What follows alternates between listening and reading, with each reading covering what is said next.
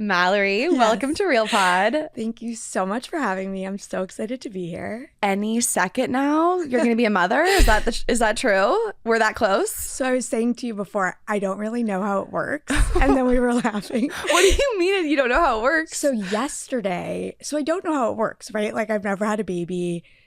I feel like I was pretty plugged in with like my sister and friends, but like you're not getting like a play-by-play. You're not getting like, ooh, I felt a lot of cramping tonight. Like, I wonder what that was. Like, but I feel like obviously my surrogate and I are pretty like close at this point where I mean, I want to know every feeling she has, but I try to give her some space. Right. But so yesterday she had an appointment, and for anyone who's listening, I mean, he'll already be here, but Yes. I wish you could tell me what this means. She's 2 centimeters dilated, which apparently is not much information because I guess you can be like that for weeks. But she was 0 centimeters dilated last week, 2 this week, and she's 80 to 90% effaced, which was a brand new word for me. Effaced. And I don't really EFFACED. effaced. And I wish I could tell you the definition, but it means that I think it's close, like her water's gonna break soon. Oh my gosh, are you just so excited and giddy? I am like, we've had these like fake out moments where she's like I'm really feeling something and I don't know if it's like fake or not, because you have these like Braxton Hicks, which are like not real contractions, but eventually they become real contractions. So we've had some like real fake outs. It is a high, like it is like this crazy feeling of like we packed our bags in a fury one day, and then you come down from it because it's not happening. So yesterday I was like 80 to 90% effaced. That must mean he's being born tonight, and it doesn't mean all that much. So Here I am today. We had no activity last night.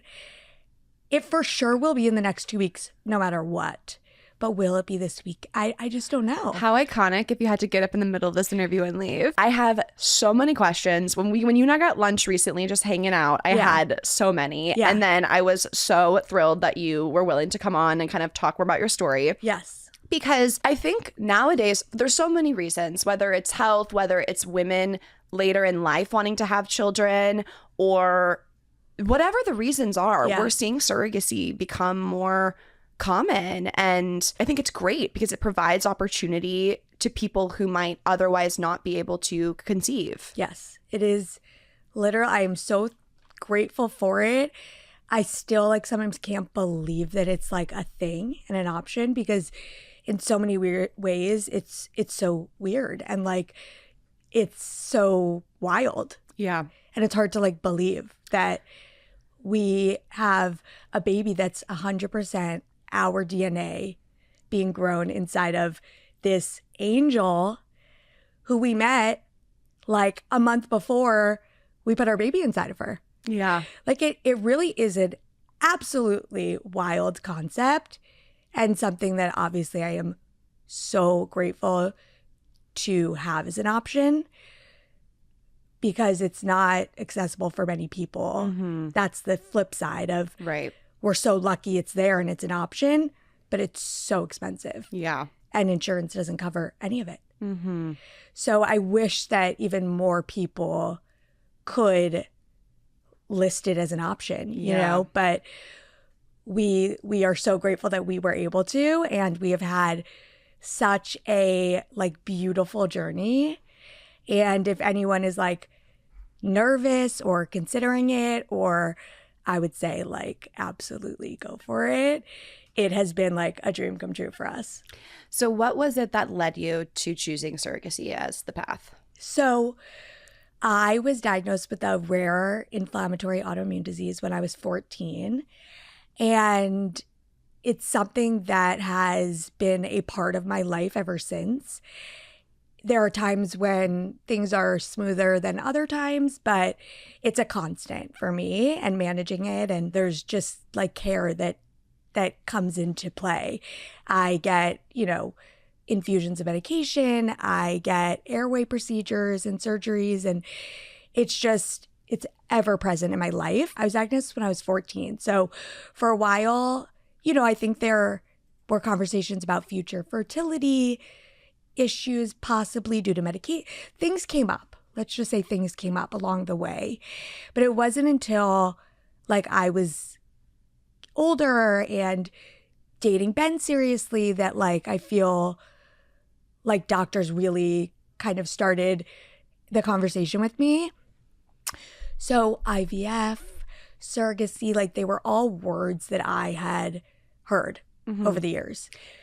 I don't think that I knew for certain like what my path would look like, but I think I knew for certain that it wouldn't be normal. Do you think that the doctors knew when you were a teenager, but were like, there's no point in her knowing this now, and they were almost protecting you to get more mature? Or do you think they were like, you know, as time goes on, we can't make that call? I mean, how do you think about it now looking back? No, I do not think that they knew. Autoimmune, it's such a personal thing. Like my disease is a disease that could go into remission. And there have been quiet years, you know, in the last however many years it's been, but few, you know, it's been more like active than not active, I would say. But I think that there is a person that it goes into remission and they haven't had disease activity for 6 years and they want to have a child, then they say go for it. And if something comes up, we will address the situation. You know what I mean? Yeah. So I think it was like, how will this all unfold for you? Let's wait and see. And we'll make the best call for you when it's time. So that's basically what it was. It was like I'd heard the words, I didn't know. And then we were ready. And so we started more seriously having the conversations with my doctors.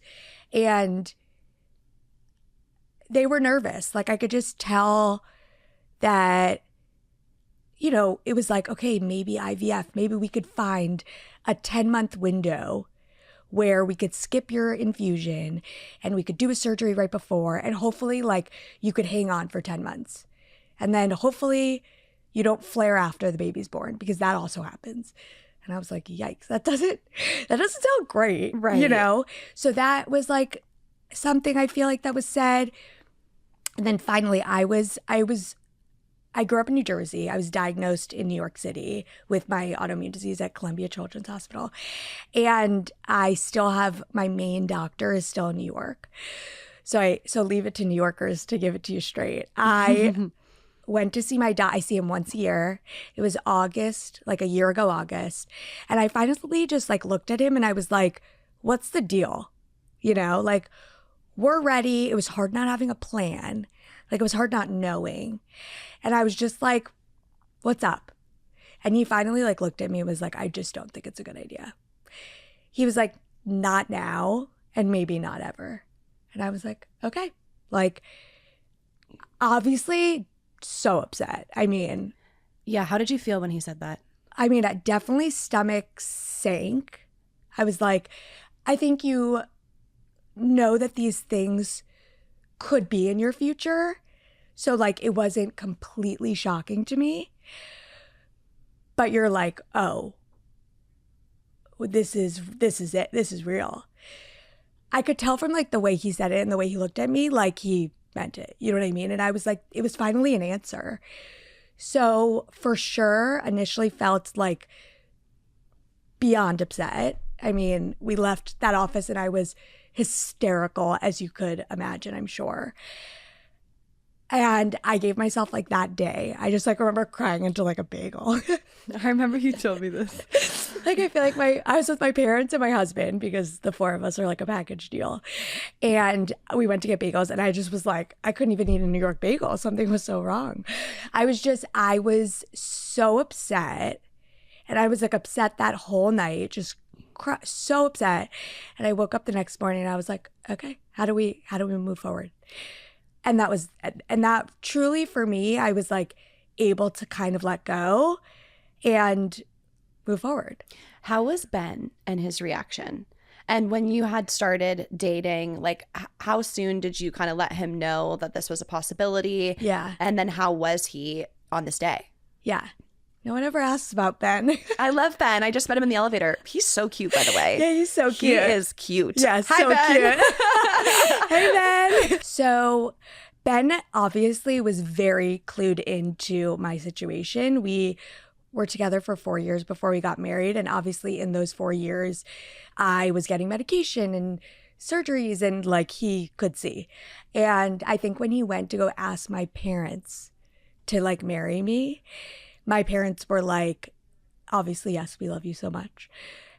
And we just want to like talk to you about like what it's going to look like. Like we know you're on board, but like let's all just have a very like candid and honest conversation, because, you know, being my support and being on my team when it comes to living life with an autoimmune disease, like that's a big part of me. It's a big part of our relationship. And Ben is so sweet and caring and like selfless that like you always find who you're like meant to be with. And I feel like all of his most beautiful qualities are what makes him like such a good partner to someone going through life with an autoimmune disease. Like I talk about my autoimmune disease online, and people are always like, how do you cope? What advice? And I'm like, you need to build a team of people that you can call on to like help. Like Ben takes notes in all my doctor's appointments. Like it's enough to be the patient sometimes, right? To be like the patient. To process the info. Yes, to process the info. To be the patient, the note taker, the person who's calling the insurance company, the person who's trying to get on the doctor's schedule. It can be too much for one person. And it's so important to have people around you that are like, let me jump in and pick up some of the slack, you know what I mean, and help where I can. And so Ben was always like that. So he knew the severity of the situation. He was totally on board for it all. I think that he knew like I wasn't normal. So things were never probably going to be like super easy, black and white, like status quo. And was it over time throughout your relationship that, of course, he became more privy to what was going on? Or did you feel like you were hiding things and then had a big reveal? Okay. Such an interesting question. I don't even know if I've like ever like told this story, but on our first date, Ben had canceled our first 2 dates because he had to go back to Chicago for like an emergency family situation, which Ben now always like makes jokes about it. And he's like, I can't even believe we like ever went out after I canceled the first 2 dates. And I was like, I think I always just like believe the best in people and like don't think people are lying. So I was like, you had an emergency family situation. Like, of course, like I was like, no problem. We'll get together when things are more settled. So Ben's brother had actually just been diagnosed with an illness and they were at home dealing with that. And so I remember on our first date, he like opened up and told me kind of what was going on. And I was like, what? I just was like, wow. You know what I mean? He was so vulnerable. He was so honest. And I was just like, I actually have a rare autoimmune disease. And so I know what it's like. And I remember saying to him, I said, if it's like any help, I said, it is harder on the people around him or the people around me than it is ever on me. Like, I just remember saying that because it's how I feel. And so we literally spoke about it on our first date. I'm teary-eyed. Your love story. Isn't that crazy though? No, it's honestly like magical. Yeah. I still can't, I forgot. I didn't forget. You can never forget. But like I haven't thought about that in a really long time. What an amazing, amazing man and partner that you have, you know, like, which you deserve. Thank you. And I'm so lucky I just met him today. Yeah, he's so sweet. So in that day, okay, when we found out, I'm like so upset, letting out my emotions because that's how I cope. Like I just go full throttle. I'm going to feel like it all in a very short period of time. And then I'm ready to like move forward. I feel like I woke up the next day and I was like, what surrogate agency should we use? And he was like, whoa. He was like, I know that you can get it all out in one day and move on. Like, I'm just going to need like a few more days. He was like, I'm just like a few days behind you. But he was also totally on board. He just was processing it slightly slower than me, but by slightly slower, like maybe a week. Mm-hmm. And then we were both on the same page, and like we got home from New York and we were like ready to move forward with surrogacy.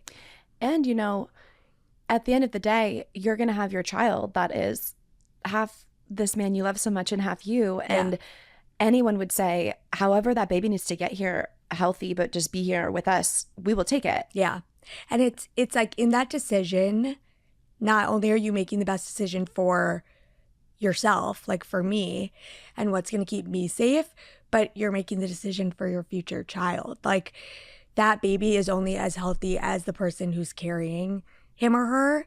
And so if I was ill, like that's not a safe and like sweet environment to grow a baby either. Yeah. Something I want to quickly address, because people might be thinking as they listen, is, you know, questions about the autoimmune disease that you're experiencing. And I thought it was really admirable, and I was really inspired that Mallory told me prior to recording that while she is an open book, she has her boundaries with things that she just doesn't want to kind of say to anyone who could be listening and might not be entitled to know that information. Yeah. So I really respect that. And it inspires me because I think, you know, there are things that I also feel like I need to keep closer to my heart, because it doesn't make a difference if someone walking down the street knows this about me. Yeah. But it does for me because it's my life. It's your life. And it's like they're like the deepest parts of you that I feel like sometimes just need to be reserved for yourself. That being said, like I am a totally open book. And when people reach out to me, like via DM or via email, like on a one-on-one basis, and they're like, tell me more, like how are you diagnosed? Like I've had a similar symptom, like, and I can't figure out what it is. Like I am here to help. Like I will give you all the information. I will give you names of my doctors, like whatever you need and more. But I just feel like on like the wider scale, I just like, it's kind of like a story I kind of keep for myself. It's also, it was a really bad time. Yeah. And sometimes like, you know, I'm such a positive person. I'm such a glass half full.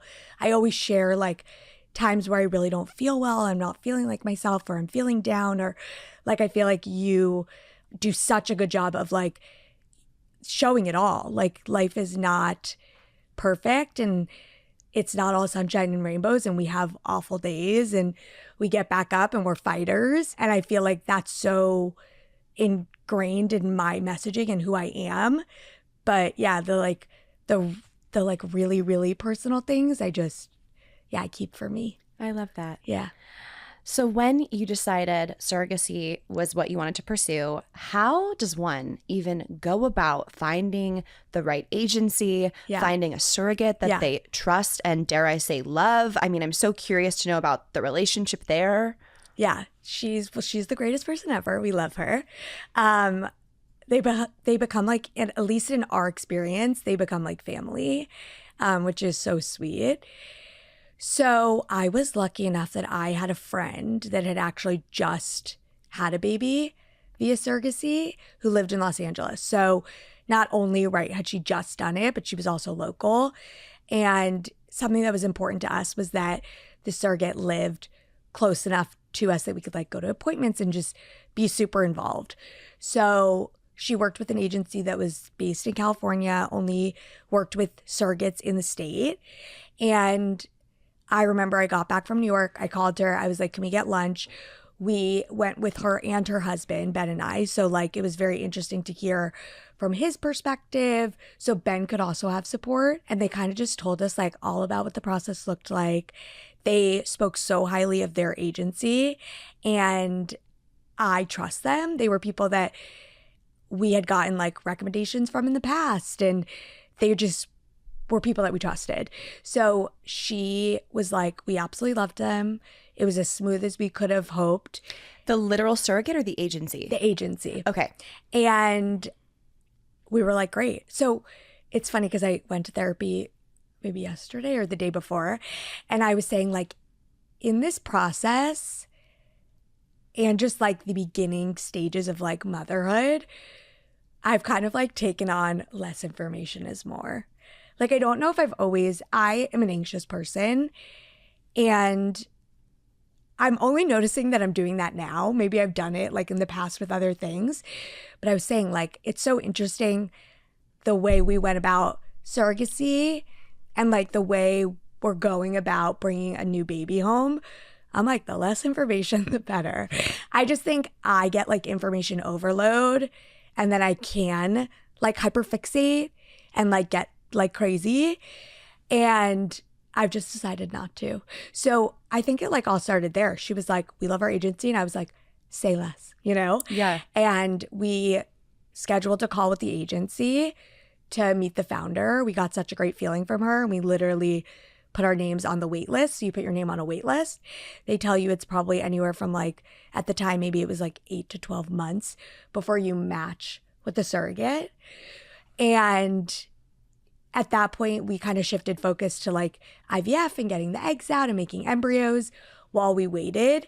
But you're filling out forms and paperwork kind of about what you're looking for in a surrogate. And they're matching you according to that. So the surrogates are doing the same thing, what they're looking for in intended parents. And then they're trying to make a match, like a matchmaker. And so they present you with a match, and you can accept or not accept that. So you first review their profile, like those forms basically that we filled out, and you say whether or not you're open to meeting in person. And then if you're open to meeting in person or via Zoom or whatever it is, then you do that. The leader of the agency runs that meeting. Your case manager is there. They like ask the questions. They like move the conversation along, and then you sleep on it, and then you say like whether or not you want to move forward. And our first match was our surrogate. Oh. And you're just like sitting there. We did it over Zoom, and you're just like, oh my God, you're like an even better person than I am. Like, you're just like a giver, so sweet, like with the sweetest husband, such great support. Like, that was important to us. When we were filling out those forms, I think like the only thing we really like cared about was that she was within 2-3 hour drive, so we could be really involved, and that we felt like she had a really good support system. And then I feel like we knew it was going to be a feeling, you know? I love that. So we'll call her Ruby. Yeah, we call her Ruby. So how did the process go once Ruby was growing your baby? Yeah. Does it change from couple to couple, I think, with different surrogates on like involvement? Did the agency tell you some people like to not be involved, some people like to be involved in everything? How did you navigate that? What was your cadence? So I think it totally looks different for everybody. The agency suggests that you like FaceTime once a week. For us, that just didn't feel like genuine. It just didn't work for us. I felt like we wanted to talk when we wanted to talk, you know? And she's a young mom who's busy. We're busy. And we text like all the time. And so it's not like that once a week, let's jump on FaceTime, where it feels like a chore. It's like I'm thinking of you and I'm gonna ask how you're doing, or how's your skin looking? Can I get you a facial? Like, it's just like the little things. And we're lucky that we've seen them in person so much throughout this process, mostly for doctor's appointments, but they'll also be down in LA, and they're like, hey, by the way, like, we came down for the day. Do you guys want to meet for like an iced tea? And we're like, sure. Aww. We love you. So I think it's different for everybody. It kind of just fell into what felt good for us, which is mostly like literally both of us texting when we think of the other person. So I feel like I probably talk to her like, I don't know, 2 times a week. Now in the later stages, I really have to, like you said, hold back a little bit, because I'm like, I want to know her like every cramp. And I'm like, how was the hike? Like, does he feel low? Like how low? So I feel like I've had to exercise some self-control, and I'm like, tell me if I'm annoying you. And we've been friends now for 10 months. Like, we've known each other for almost a year at this point. So I think she'd be way more comfortable being like, Mallory, I have no updates for you. So more now than ever. But yeah, I think we probably chatted like twice a week. And after appointments, we get lunch. Like, I love that. And did you talk to the agency about, or Ruby, about, like, I think we all have maternal instincts, and I think there's a territorial instinct of this is my baby, and how do you make sure that this is not going to be a person who grows attached to the baby because they're carrying it, or has a different expectation of what, like, the relationship might be once the baby arrives? Like, do you have to kind of think that through and really get clear on it? Yes. So that form I was talking about, you definitely write what you foresee the relationship being after the baby's born. So that is very clear. So that's something that's discussed up front. The other piece is, an attachment. So in our case, our surrogate's mom was actually a surrogate as well. So she had, like, lived through that with her mom. Like, she saw her mom grow a baby, give birth to a baby, and come home without a baby. You know, like, she really was very privy to the reality of that situation and what it would look like.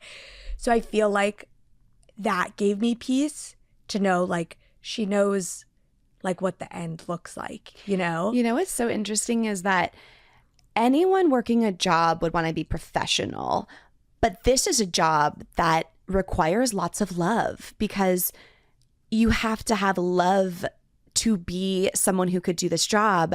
So it's like one of the only jobs I can think of where how do you be professional, but then you're also going to be emotional and loving? Yeah. And I think the, like, emotional and loving piece is, like, what makes you good at the job. Yeah. Like, and it's like, it's us texting and it's casual, and there's for sure a degree of, like, professionalism. You know what I mean? Like, if she would go to our case manager first before us with an issue with, I don't know, like, whatever it is. I can't think of an example. But, like, in those instances, like, she knows, okay, like, I'm not going to bother them with this question. I'm going to go to the case manager. So that's, like, a degree of showing professionalism. Totally. Or, like, I'm going to share this, but maybe I don't need to share that. Or running it by the case manager first. You know what I mean? Like, is that giving too much info? Is that not giving enough? A lot of it's, like, literally just, like, social awareness, I feel like, of, like, reading the other people and being like, do they want, like, I'm going to offer for them to, like, put their hands on my stomach and, like, feel him kick. But, like, if they feel funny about that, like, I'm going to notice that and I probably won't ask again. Yeah. Like, I feel like those are the things that would probably make you succeed, like, in this role. But yes, I mean, the love and just, like, the kindness and the care is what, like, truly matters at the end of the day. And what did you decide for Ruby's relationship with you once your son is here? So we initially went into it and said there will be no relationship afterwards.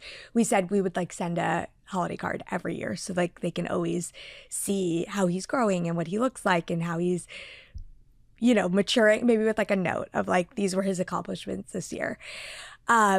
Now, having been through it and them becoming family, like, I don't see a world where we don't have, like, some sort of contact with them.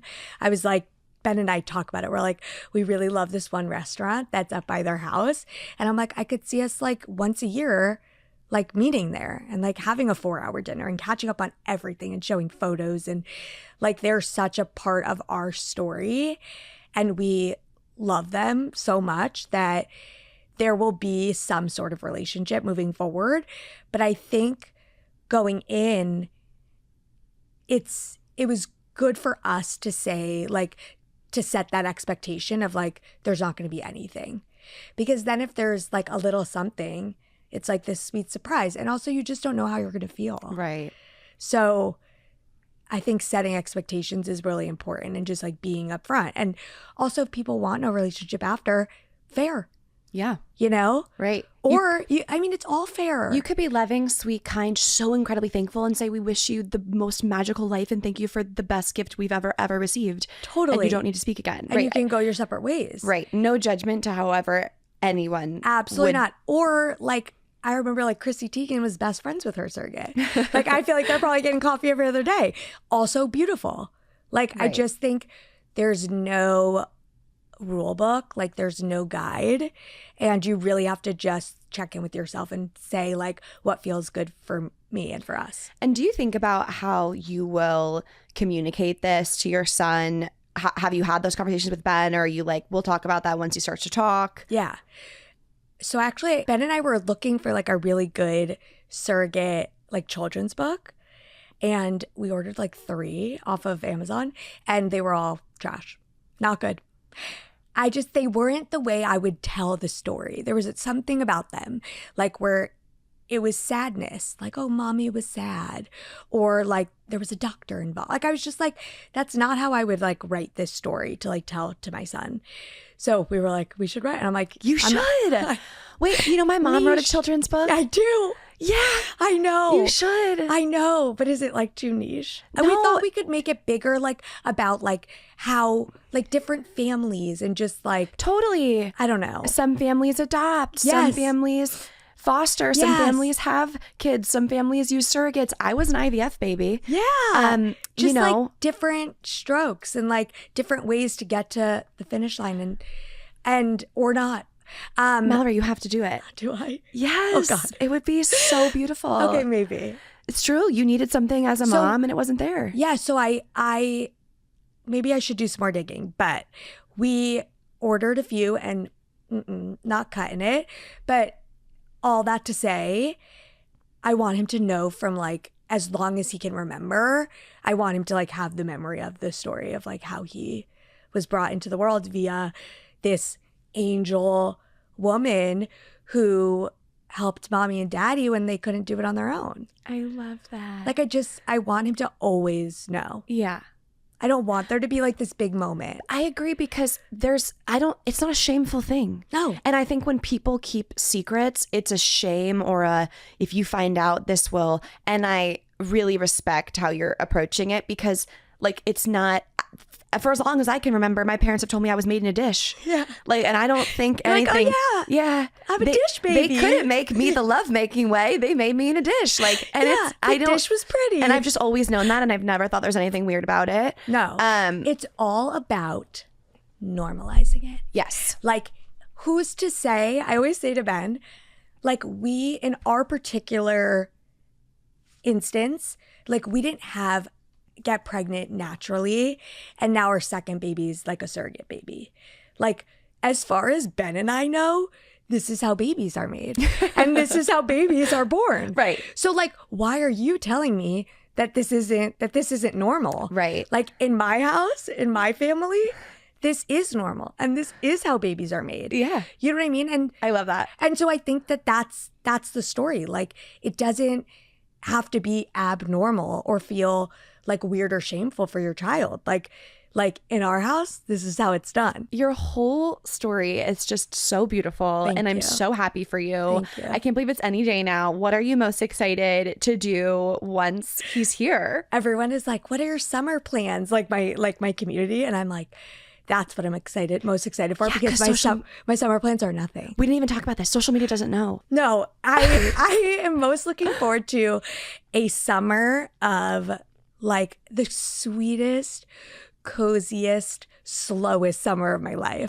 Oh. Like, I'm like, I will be in my backyard. I can just smell baby as I talk about this. Like walking around with the stroller, like getting ice cream at night, like going down to the beach maybe for like a walk. Like, that's it. I just can't wait to like take that time for us to just, and I'm such a summer girl, so it's like so fitting that I'm having a summer baby. Yeah. To just like soak it in, like these long, sweet days. I love it. Real quick question. Yes. Are you going to formula feed? Did you think about formula. Okay, I was also formula.